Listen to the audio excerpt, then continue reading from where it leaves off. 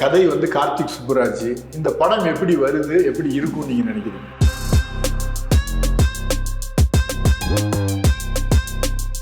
நல்லதில் அவர் தெலுங்குல எடுத்தார். ஏன்னா அந்த ட்ரெய்லரை பார்க்கும்போது நமக்கே தெரியுது, சுஜாதாவுக்கு முன் சுஜாதாவுக்கு பின் அப்படின்னு நம்ம பிரித்து பார்க்கலாம். அப்படி பிரிக்கும்போது சுஜாதாவுக்கு பின் சங்கரோடைய வெற்றியில் ஒரு உச்சத்தில் இருந்து அப்படியே கொஞ்சம் கொஞ்சமாக வீழ்ச்சி அடைந்து இன்னைக்கு நீச்சத்துக்கே வந்துருச்சுன்னு சொல்லுவோம். அவருக்கான ஒரு கேம் சேஞ்சராக இந்த படம் இருக்குமா?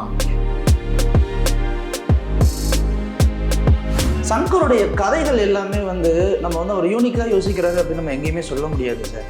எல்லா படமுமே கதைகள் அடாப்டேஷன் தான். இந்த பிரம்மாண்டம் என்ன பொறுத்த வரைக்கும் தேவை இல்லை அப்படின்னு நான் நினைக்கிறேன். ஏன்னா பிரம்மாண்டம் தேவையில்லைன்னு நீங்கள் சங்கர்கிட்ட சொல்லவே முடியாது. இல்லை, பிரம்மாண்டம் தான் சங்கர், சங்கர் தான் பிரம்மாண்டம். அப்புறம் இன்னொரு விஷயம், இப்போ எஸ் ஏ சூர்யா அப்படிங்கிற ஒரு பவர்ஃபுல்லான ஒரு ஆளா அப்படிங்கிற ஒரு கேள்வி வருது. இப்போ முதல்வன் படத்தில் ரகுவரன் மாதிரியான ஒரு ஸ்ட்ராங்கான ஒரு வில்லன் நம்ம பார்க்கும்போது அந்த படத்தை நம்ம உட்காந்து பார்த்தோம். இதில் நம்ம பார்க்கும்போது எஸ் ஏ சூர்யா கத்திக்கிட்டே இருக்காருப்பா அப்படிங்கிற மாதிரி தான் ஒரு மனநிலை வருது. இப்போ ட்ரெண்ட் மாறி இருக்கும்போது சங்கர் அந்த ட்ரெண்டை எப்படி ஒட்டி வராரா, எப்படி இருக்கிறாரு? இந்த வீடியோவை உங்களுக்கு வழங்குபவர்கள் பேசஸ் pay, secure digital payments with multiple features and great success rate. வணக்கம். இன்றைய சந்திப்பில் நம்முடன் இணைந்திருப்பவர் சினிமா விமர்சகர் உசிலை சிவபாலன் அவர்கள். வணக்கம். வணக்கம். உங்களுக்கு கேம் சேஞ்சர், சங்கரின் பிரம்மாண்ட திரைப்படம், மிகவும் எதிர்பார்க்கப்பட்ட ஒரு படம், மிகுந்த பொருட்செலவில் எடுக்கப்பட்ட படம், கதை கார்த்திக் சுப்புராஜ். இந்த படம் எப்படி வருது, எப்படி இருக்கும்னு நீங்கள் நினைக்கிறீங்க? முதல்ல சங்கரி தான் ஃபஸ்ட் டைம் வெளியில் இருக்கிற யாரோ ஒருத்தவங்களுடைய கதையை எடுத்து அவர் டெவலப் பண்ணி ஒன்று பண்ணுற படம் இந்த கேம் சேஞ்சர். அண்டு இந்த படத்துக்கு எதிர்பார்ப்பு தமிழை விட தெலுங்கில் கொஞ்சம் அதிகம். காரணம் என்னென்னா, ராம் சரணுடைய முந்தைய படத்துடைய இமாலய வெற்றி, RRR அப்படிங்கிற அந்த ஒரு படம் ஒரு மிகப்பெரிய ஒரு வெற்றியை கொடுத்து அவர் ஒரு உச்சந்தொட வச்சுருக்கு. அதனால அந்த ஒரு படம் ஒரு பிரம்மாண்டமான ஒரு எதிர்பார்ப்பில் இருக்குது. ஸோ என்னை பொறுத்த வரைக்கும் தமிழில் இந்த கதையை பார்க்கும்போது கொஞ்சம் வழக்கமான கதையாக தான் இருக்குமோ. ஏன்னா நம்ம முதல்வன் இந்த மாதிரி சமூக கருத்துள்ள படங்கள், சங்கருடைய படங்கள் நிறைய படங்கள் நம்ம பார்த்துட்டோம். அதை தாண்டி ஒன்று சொன்னா தான் நம்மளால ஈஸியாக அதை கன்வின்ஸ் ஆக முடியும். ஆனால் அங்கே தெலுங்குல அப்படி இல்லை. மசாலாவும் இருக்கணும், சமூக கருத்துக்களும் இருக்கணும், அதே சமயம் மாஸ் வேல்யூவும் இருக்கணும். ஸோ இது முழுக்க ஒரு பியூர் தெலுங்கு படம். ஸோ அந்த மனநிலையில் பார்க்கும்போது தமிழ் ஆடியன்ஸ்க்கு இது பிடிக்கும் அப்படின்னு தான் என்னால் பார்க்க முடியுது சார். இப்போ இந்தியன் 2 மிகப்பெரிய விமர்சனத்துக்கு ஆளாக்கப்பட்ட ஒரு படம். சங்கரை ரொம்ப சமூக வலைதளங்களில் ரொம்ப விமர்சித்தாங்க. அவருக்கான ஒரு கேம் சேஞ்சராக இந்த படம் இருக்குமா?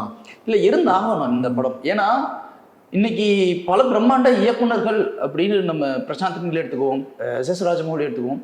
இவங்களுக்கெல்லாம் பிள்ளையார் சொல்லி போட்டது அப்படின்னு பார்த்தீங்கன்னா சங்கர் தான்.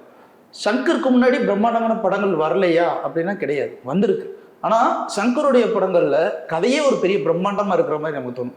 44 கோடி திருடு அப்படின்னும் போது அன்னைக்கெல்லாம் வெறும் லட்சங்களில் மட்டுமே சம்பளம் வாங்கிட்டு இருந்த பலர்கிட்ட 44 கோடியா அப்படின்னு வாயை பிளக்கிற அளவுக்கு ஒரு கதை. அதே மாதிரி ஒவ்வொரு பாடலுக்கும் ஒரு பிரம்மாண்டம், வித்தியாசமான நுணுக்கங்கள், தொழில்நுட்பங்கள், இப்படி எல்லாத்தையும் புகுத்தி கொண்டு வந்தார். ஸோ பாடல்களுக்கு மட்டுமே அவர் பண்ணுற செலவு ஒரு பெரிய செலவு. அப்படிப்பட்ட ஒரு பிரம்மாண்ட இயக்குனர் சுஜாதாவுக்கு முன் சுஜாதாவுக்கு பின் அப்படின்னு நம்ம பிரித்து பார்க்கலாம். அப்படி பிரிக்கும்போது சுஜாதாவுக்கு பின் சங்கரோடைய வெற்றியில் ஒரு உச்சத்தில் இருந்து அப்படியே கொஞ்சம் கொஞ்சமாக வீழ்ச்சி அடைந்து இன்னைக்கு நீச்சத்துக்கே வந்துருச்சுன்னு சொல்லுவோம். அந்த அளவுக்கு இந்தியன் 2 படம் ஒரு மிகப்பெரிய ஒரு நெகட்டிவ் இம்பேக்டை கிரியேட் பண்ணியிருக்கு. அதுக்கு காரணமும் படத்துடைய தாமதம், அப்புறம் லாக்டவுன், இந்த மாதிரி பல பிரச்சனைகள், காலத்தை மீறிய ஒரு கதை. ஏன்னா ரொம்ப டிஸ்டன்ஸ் ஆயிட்டு. ரெண்டாவது, மக்களுக்கு இன்னைக்கு இன்றைய காலகட்டங்களில் மக்களால் எல்லா படத்தையும் பார்க்க முடியுது, எல்லா படத்தையும் கனெக்ட் பண்ணிக்க முடியுது. இதை தாண்டி சங்கர் என்ன புதுசாக கொடுத்துட போறார் அப்படிங்கிற ஒரு எதிர்பார்ப்பில் அந்த படம் ஒரு மிகப்பெரிய தோல்வியை சந்திச்சிச்சு. இப்போது இதுக்கு இடையில தான் அவர் பண்ண 2 கதை, ஒன்று வேல்பாரி, இன்னொன்று இந்த கேம் சேஞ்சரை கார்த்திக் சுப்பராஜ்ட எடுத்து அவர் ஒன்று பண்ணணும்னு ஆசைப்படுறாரு. அப்படி இந்த படம் நல்லதில் அவர் தெலுங்குல எடுத்தார். ஏன்னா அந்த ட்ரெய்லரை பார்க்கும்போது நமக்கே தெரியுது, இந்த கதையை நம்ம இங்கே பார்த்துருந்தோம் அப்படின்னா இது ஒரு முதல்வன் சாயலில் இருக்குது, ஒரு சிவாஜி பட சாயலில் இருக்குது அப்படின்னு நம்மளே முத்திரை குத்தி இந்த படத்தையும் நம்ம காலி பண்ணணும். இப்போ இது அப்படியே ஒரு தெலுங்கு இண்டஸ்ட்ரி அப்படின்னு போகும்போது அங்கே ஒரு ஆர்டிஸ்டிக் வேல்யூ போயிடுது, ஒரு மிகப்பெரிய ப்ரொடியூசர்கிட்ட போகுது. அப்படின்னும் போது இது சங்கருக்கு தமிழில் ஒரு கேம் சேஞ்சராக இருக்குமோ இல்லையோ, பட் தெலுங்குல ஆடியன்ஸ் ஓரளவுக்கு இது வரவேற்பாங்க அப்படிங்கிறது தெரியும். ஆனால் இந்த படம் இவர் வெற்றி கொடுக்க வேண்டிய கட்டாயத்தில் இருக்காரு. நீங்க சொன்னது மாதிரி இந்த பாடல்கள்ல பிரம்மாண்டம் அப்படின்னு இப்போ ஜீன்ஸ்ல வந்து ஒரே பாடல்ல 7 அதிசயங்களை கொண்டு வந்தாரு.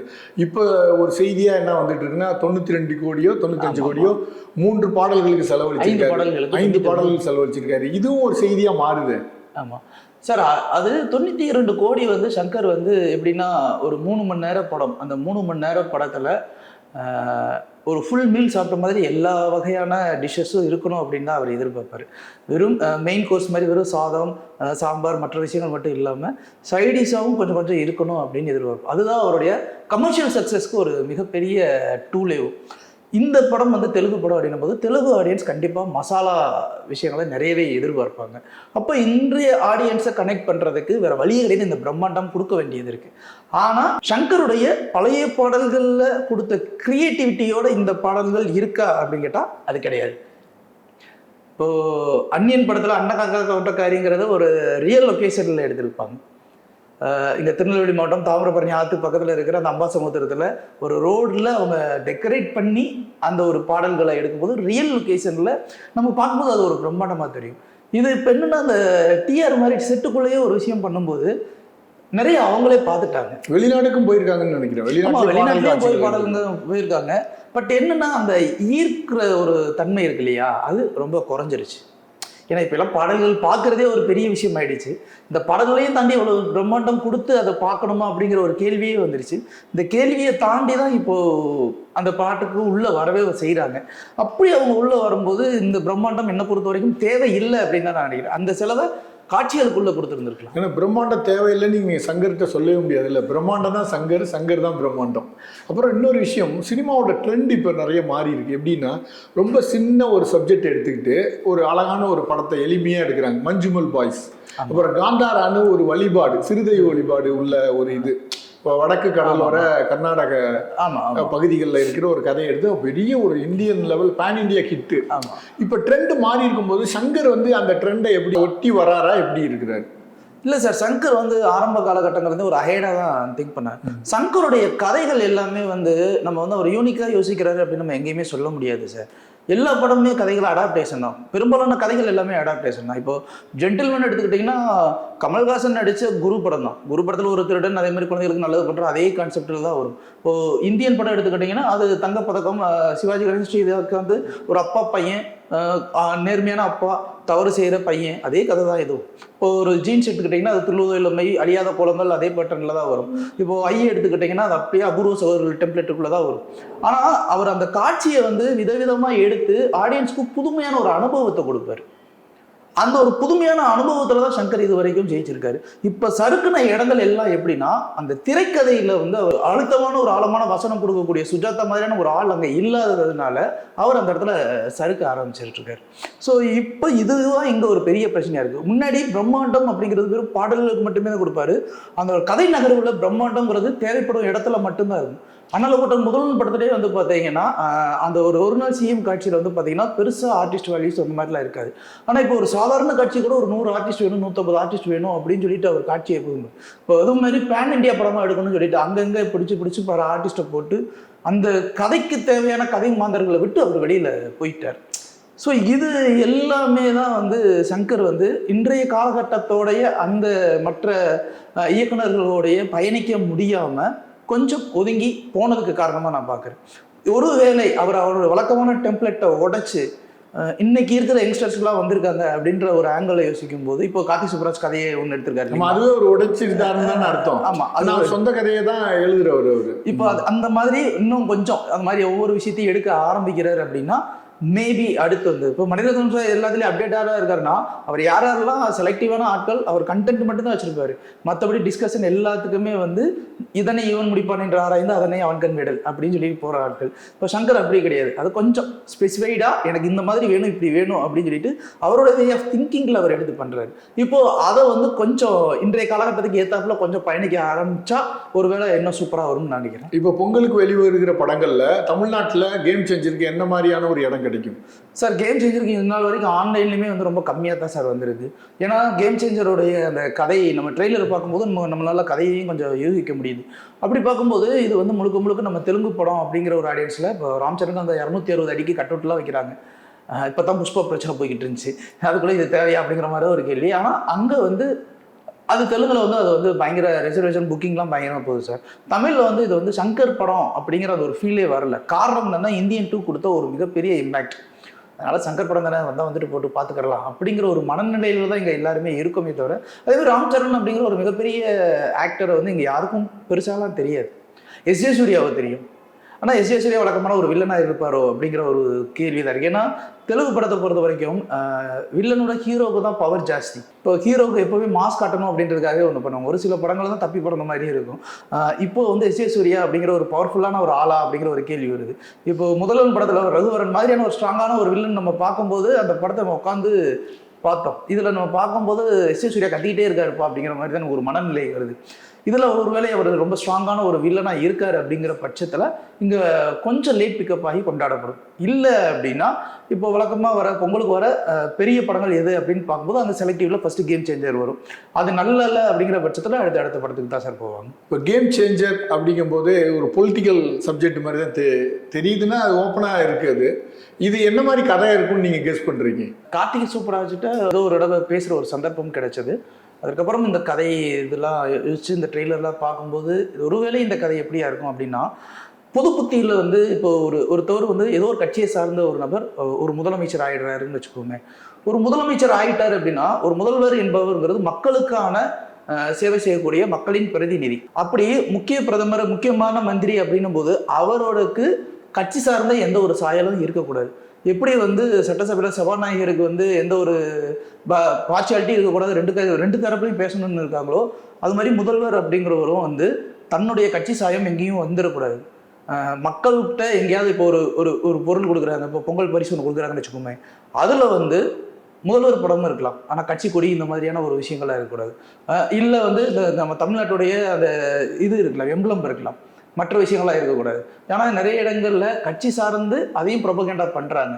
அது இருக்கக்கூடாது அப்படிங்கிற ஒரு கருத்தை முன்வைத்தி தான் இந்த கதைக்கரு நகரம். இது ஒன்று. இன்னொரு பக்கம் வந்து இந்த தேவன் அப்படிங்கிற ஒரு படம், அருண் பாண்டியன் ரீஎன்ட்ரி கொடுத்த படம், கேப்டன் விஜயகாந்த் பண்ணியிருப்பாரு. அதில் வந்து ரைஸ் மில் ஓனர் ஒருத்தர் இருப்பார், சேட்டா அப்படிங்கிற ஒரு கேரக்டர். அவர் என்னன்னா அரிசி நெல் எல்லாத்தையும் பதுக்கி வச்சு நார்த் இந்தியாவில் ஒரு மிகப்பெரிய இந்த நம்ம ஊரில் தாது வருட பஞ்சம்னு சொல்லுவாங்க, பஞ்சமி பஞ்சம்னுவாங்க, அது மாதிரி அங்கே ஒரு பெரிய பஞ்சத்தை உருவாக்கி அதன் மூலமாக இந்த நெல் எல்லாத்தையும் அதிக விலைக்கு விற்று ஏமாத்துறாரு. இப்போ அதை தட்டி கேட்குற ஒருத்தராக வந்து ராம் சரணுடைய அப்பா ராம் சரண் உள்ள வந்து கேட்கும்போது மேபி அதில் வந்து எஸ்.ஜே. சூர்யா தான் அந்த மாதிரி பதுக்கு சந்தையில் வைக்கிற ஒரு முக்கியமான ஒரு அமைச்சர்.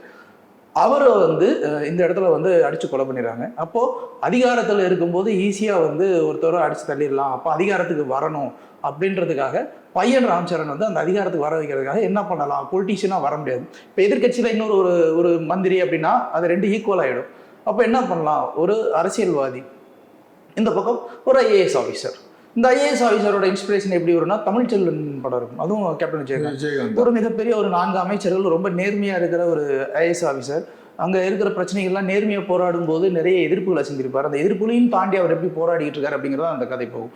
இதை வந்து தெலுங்குல ஒரு மசாலாவாக கொடுத்து கொஞ்சம் லாஜிக்கெலாம் பார்க்காம கிட்டத்தட்ட ஒரு முதல்வன் பேட்டர்ல நீங்களா நானா அப்படிங்கிற ஒரு ஆங்கிள் ஒரு ஐஏஎஸ் ஆஃபீஸர் இப்போ அவர் ஒரு மிகப்பெரிய சிஎம் இருக்கிற ஒருத்தர் இப்போ எதிர்த்து நின்று அடிக்கும்போது அந்த அடி சரியான அடியாக விழுகுதா இல்லையா, அந்த அடி மூலமாக இவர் எங்கேருந்து என்ன தப்பு பண்ணார், அதை எப்படி ஒத்துக்க வச்சாரு, ஒட்டுமொத்த அந்த ஆட்சியில் நடக்கிற அந்த டிப்பிக்கல் டெம்ப்ளேட்டு கட்சி சார்ந்த ஒரு விஷயங்களோட ப்ரொபகேண்டா எல்லாத்தையும் எப்படி கட் பண்ணிட்டு இனிமேல் ஒரு நாட்டில் முதல்வர் அப்படிங்கிற ஒருத்தர் வந்து மக்களின் பிரதிநிதியாக இருக்கும்போது அதில் 5 வருடம் கட்சி சார்ந்த எந்த ஒரு பணிகளுக்கும் போகக்கூடாது, முழுக்க மக்கள் பணிகளுக்காக மட்டுமே தான் டைம் ஸ்பெண்ட் பண்ணணும் அப்படிங்கிற மாதிரியான ஆங்கிளில் தான் அவர் கருத்து சொல்ல வருவாரோ அப்படின்னு தான் எனக்கு அது பார்வையில் தெரியும் சார். சங்கரோட அடுத்த படம் வேல்பாரியா?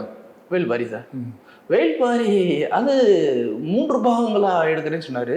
ஆக்சுவலாக அது 3 பாகங்களுக்கு, ஆமாம் 3 பாகங்களும் மேலேயே எடுக்கலாம்.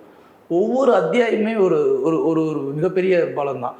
ஸோ யார் அந்த வேல்பாரி அப்படிங்கிற அந்த ஒரு விஷயம், கொற்றவை குத்துன்னு ஒரு 15 நாள் நடக்கிற ஒரு சம்பவங்கள், 3 நாட்டு மன்னர்களும் ஒரு பச்சை மலைங்கிற ஒரு உச்சியில் இருக்கிற ஒரு சாதாரண வேட்டுவ இனத்தை சேர்ந்த ஒரு வேடனுக்காக வந்து ஒட்டுமொத்த மக்களும் தேடி வந்து நின்று போர் புரிய வர இடம், இவன் மலையிலிருந்து இறங்கி வந்து எல்லாரையும் அடித்து துவம்சம் பண்ணுற ஒரு இடம், காட்சிக்கு காட்சி பிரம்மாண்டம். இது மட்டும் எனக்கு தெரிஞ்சு ஒரு 1000 கோடி பட்ஜெட்டுக்கு மேலேயே வரும் சார். குறைஞ்சது சங்கர் மாதிரி எடுக்கிறாருன்னா ஒரு 6 வருஷம் ஆகும் இந்த படத்தை எடுத்து முடிக்கிறது.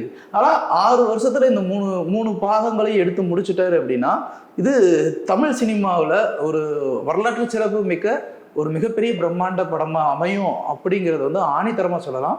கேம் சேஞ்சர் எப்படி வருதோ என்னமோ தெரியல. ஆனால் வேல்பாரி அவர் நினைச்ச மாதிரி எடுத்து முடிச்சிட்டாருன்னா நிஜமான கேம் சேஞ்சராக சங்கர் இருப்பார். மீண்டும் பேசுவோம். நன்றி, வணக்கம். வணக்கம் சார். இந்த வீடியோ உங்களுக்கு பிடிச்சிருந்தா லைக் பண்ணுங்க, ஷேர் பண்ணுங்க, கமெண்ட் பண்ணுங்க. மறக்காம OH சினிமா சேனலுக்கு சப்ஸ்கிரைப் பண்ணுங்க.